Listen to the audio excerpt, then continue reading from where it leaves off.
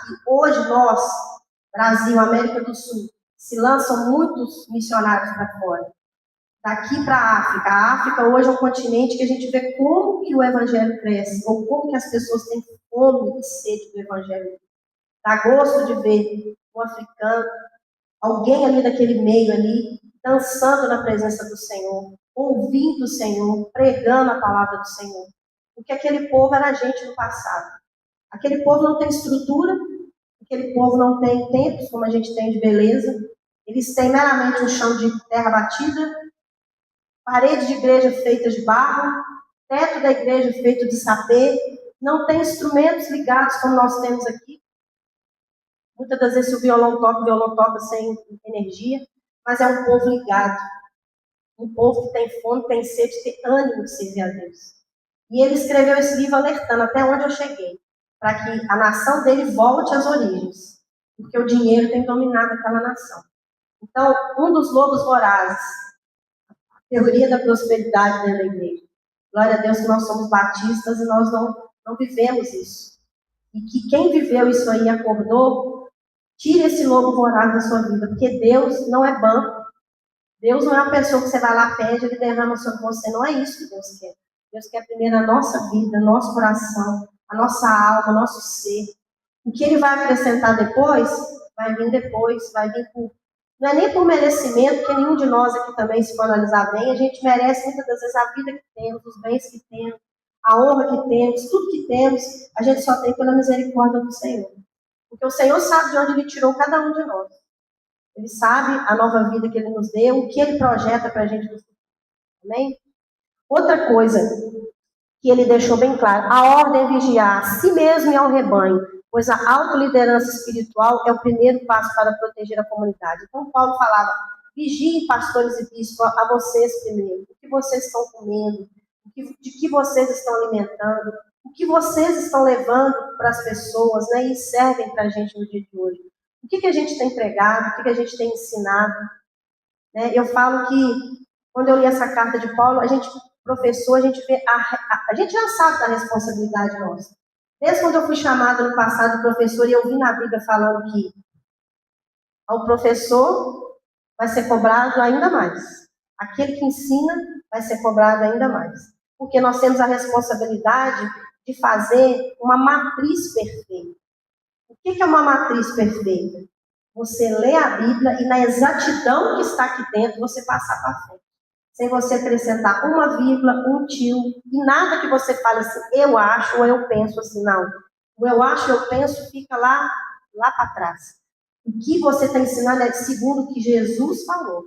Não é nem, nós estamos falando muito de Paulo aqui, mas Paulo fala a palavra de Jesus. Então, nós nem estamos falando o que Paulo falou, é o que Paulo falou de Jesus, é o que Jesus ensinou para ele a caminho de Damasco.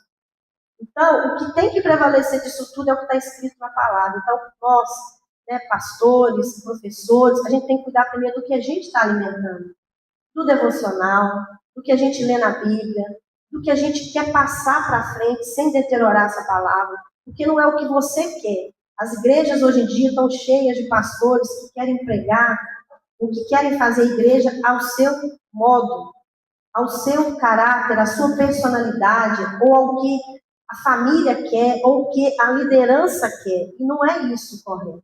A igreja ela foi fundada em Jesus, e em Jesus ela precisa prevalecer.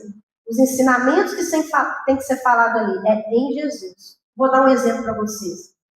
A igreja ainda um templo que tem que desenvolver ação social. Uma igreja que só vive de oferta e dízimo para o bem-estar dela, ela está errada. Ela tem que fazer a área social dela, porque ela começou no passado nas casas e as pessoas partilhavam tudo que tinha. Então, a igreja ela tem que ter uma cesta básica para doar, ela tem que ter. Ela tem que ter pessoas que têm que visitar aquele que ficou órfão ou aquela que ficou viúva. Precisa, é o ministério que tem que ter. É o ministério que vai cuidar dos enfermos, a pessoa está internada, tem que ter alguém para lá visitar aquela pessoa que está internada. Não pode o irmão ficar lá uma semana, 2 semanas e não ir ninguém da igreja visitar o irmão. Isso não é igreja. Isso não é o que Jesus pregou no passado. Então, quando a igreja se preocupa só em arrecadar e cuidar só do templo, cuidar só, vou comprar isso, vou comprar aquilo, vou comprar aquilo, tá. E aí, se chegar um irmão precisando de um alimento? e não ter uma cesta básica, é vergonhoso. Então, é cuidar dele, da palavra que ele está alimentando e do que ele vai mostrar para a igreja. O cuidar do padrão. Será que aquilo que eu estou alimentando, que aquilo que eu estou lendo, que aquilo que eu vou passar para a igreja vai ser saudável para a igreja? Tem hora, é igual eu falo, eu leio muitos livros, mas eu leio o livro para abrir a minha visão. Nunca para chegar aqui e falar, vou pregar isso aqui como se fosse meu. Eu não faço isso de jeito nenhum. Até porque quando você tem que pregar, você tem que pegar um versículo da Bíblia e pregar o que Jesus falou. Não o que outro pastor falou que você vai pregar. Seguindo um pouco para frente, que a nossa hora não para, né, pastor? O relógio não para. A vulnerabilidade doutrinária e a superficialidade. O perigo do analfabetismo espiritual. A falta de estudo sistemático e desinteresse pela palavra de Deus deixam a comunidade vulnerável, gerando meninos inconstantes na fé. Por que hoje em dia nós temos tanto problema de pessoas que falam o seguinte: vou embora porque o irmão não me cumprimentou. Não vou ficar nessa igreja porque o irmão não me dá paz. Senhor.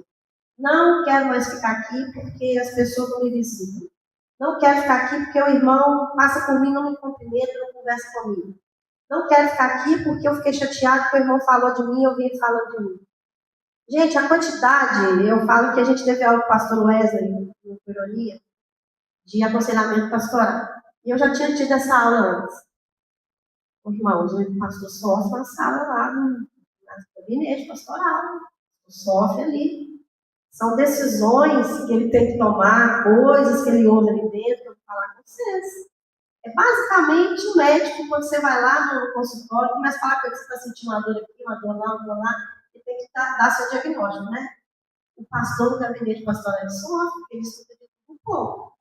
Ele escuta pessoas que falam com razão e escuta pessoas que não falam com razão.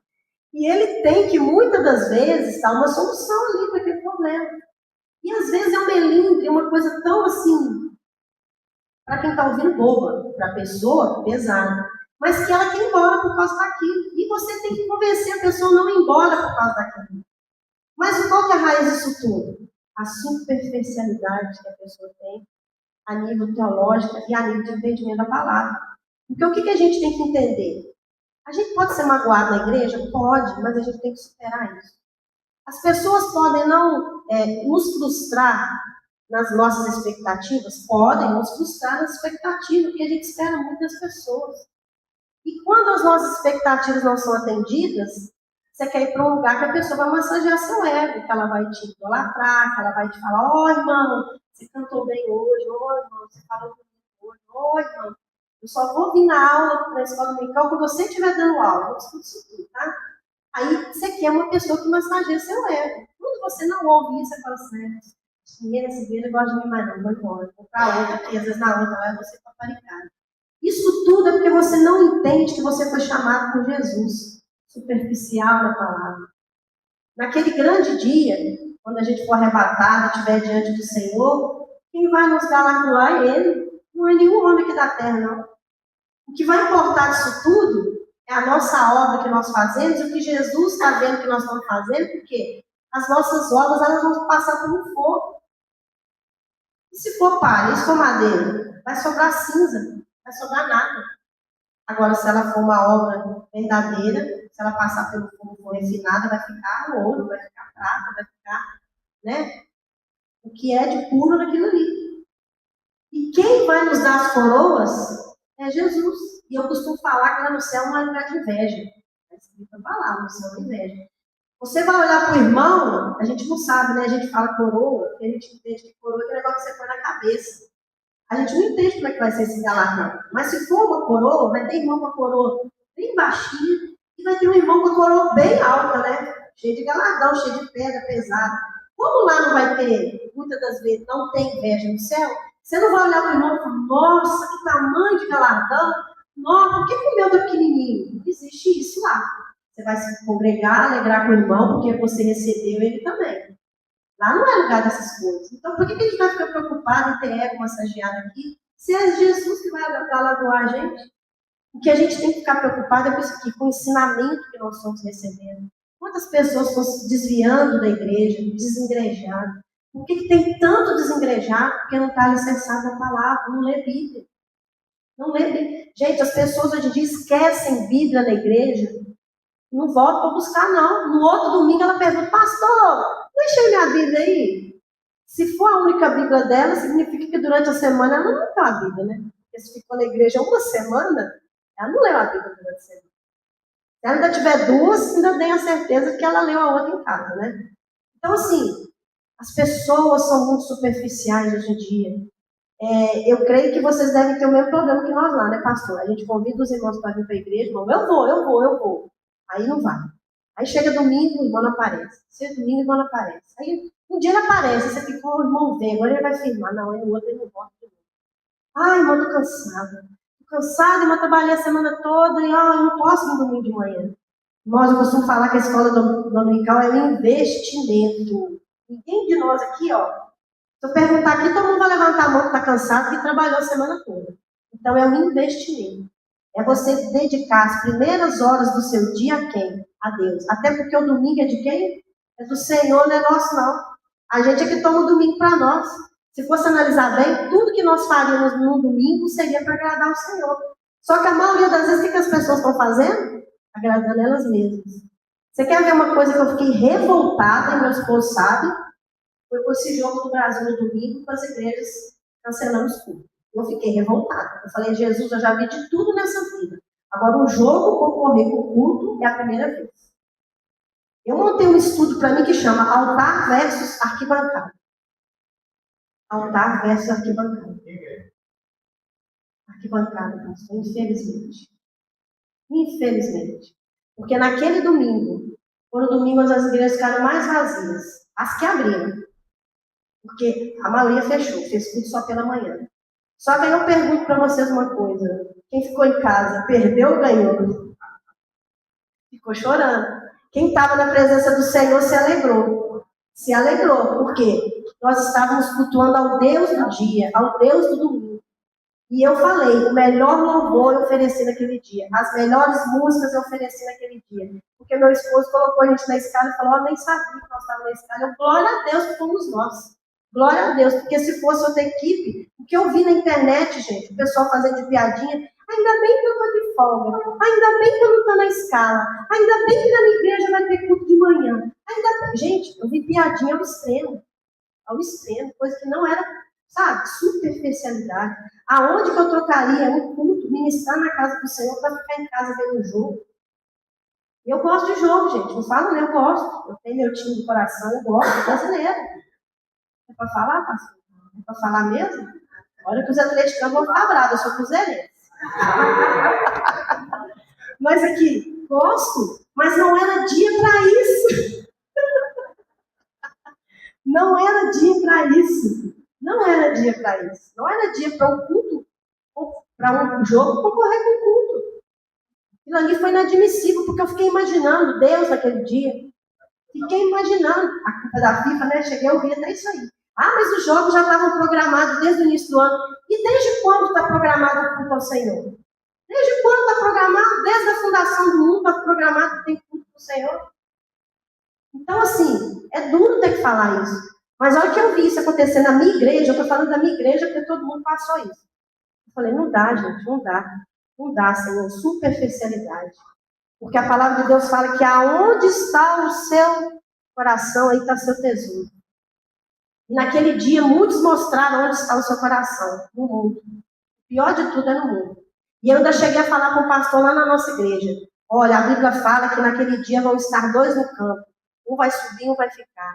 Vão estar dois na cama, um vai subir, um vai ficar. Aí eu falei para ele, pastor, eu acho que se for domingo, vai ficar os dois, não vai subir não. Nem metade vai mais, vai ficar os dois. Porque depois de domingo, vai ficar dois para trás. Porque as pessoas trocaram pelo jogo, aquela palavra ali eu nunca vi tão real. Gente, eu entrei, porque eu escutei das pessoas falando, eu vou no culto da manhã, porque eu já fiz a minha obrigação. Superficialidade. Superficialidade. E para terminar, porque o tempo não para, né? Fuge. O analfabetismo espiritual, né? A falta de estudo sistemático que a gente falou, os ventos de doutrina, as pessoas não criam mais raiz dentro da igreja, não criam raiz na escola bíblica. Eu falo que a escola bíblica, vocês já falaram aqui de Robert Hicks, né? Quando fundou ela lá, Ela começou como mero assistência às crianças que não tinham onde ficar, porque os pais, né, trabalhavam e eles tinham lanche, tinham ali um ensinamento e davam para eles a palavra de Deus. Aí, quando a escola dominical veio para o Brasil, qual que era a preocupação dos pastores? Era fazer com que a igreja aprendesse, fazer com que a igreja tivesse uma base sólida, porque na hora do culto, a gente não pode ficar parando o pastor Jorge, a gente não pode ficar parando o nosso pastor, se pregar, peraí, como é que é isso, como é que é aquilo? Mas na escola dominical você pode. Se você não para na hora da aula, você para o professor ali fora e pergunta, mas você não vai embora para casa com dúvida. Então, raiz da palavra, ler de manhã, de tarde, de noite, né? A unidade pastoral e a credibilidade comunitária. E eu termino aqui. Por que nós temos que ser um povo diferente? Um povo alicerçado na palavra, um povo que alimenta e passa adiante. Pastor Jorge, cansa de contar, né? Eu vejo às vezes os cultos pela internet, de como ele teve que fazer para ganhar aqui, né? Essa multidão toda aqui do bairro, até por causa do trânsito, que a gente sabe que atrapalha, né? Que sai das pessoas, o barulho. Então, muita coisa o pastor Jorge teve que adequar para que ele não criasse ódio, ira nos vizinhos, e para que ele pudesse ganhar. Eu não sei qual é a incidência, que é a quantidade de vizinhos que congrega aqui, mas tudo isso ele teve que trabalhar. Todos os pastores têm que trabalhar. Então, é algo que a gente tem que aprender na palavra e viver na prática. Igreja não pode ser lugar onde ele vai ficar brigando com o vizinho, aonde o irmão sai daqui e depois desacata o vizinho ali fora, porque parou o carro na garagem do irmão, né? Aí o irmão pediu para tirar, não vou tirar não, porque eu estou dentro da igreja. Aí você arrumou uma pessoa, mas você é daquela igreja? Sou. Mas o que você está aprendendo lá, se aqui fora você está brigando, está parando o carro na minha garagem? Então, assim, olha o péssimo testemunho que você dá. Então, até nisso a gente tem que vigiar. Ah, você está conversando debaixo da janela do vizinho, você está falando mal da igreja, o vizinho está lá escutando, e aí? Está escutando tudo que você está falando da igreja. Então, assim, a gente tem que se policiar muito. Porque a partir do momento que você é chamado como um povo que leva o nome de Deus, o povo do nome de Deus ele tem que ser para o mundo perfeito. Embora nós sabemos que nós não somos perfeitos. Mas nós temos que procurar levar o evangelho genuíno. É você não dar calote na pessoa lá fora, se você é cristão. Comprou? Paga a pessoa. Leva o nome de Jesus para a pessoa que depois falar aquilo ali é um crente só dentro da igreja. Olha, ele não sem vergonha. Ele não paga e não cumpre a palavra dele. O crente que tem, às vezes, a questão de pegar as coisas dos outros e não devolver, né? Gente, eu amo livro, sou cheio de livros. Se eu emprestar para alguém, pode estar certo que eu vou cobrar. Eu sou coisa com meus livros. Às vezes a pessoa leva os trem dos outros e não entrega, não entrega. Então, seja, cadê o testemunho? Testemunho. Se a gente é um aqui, testemunho.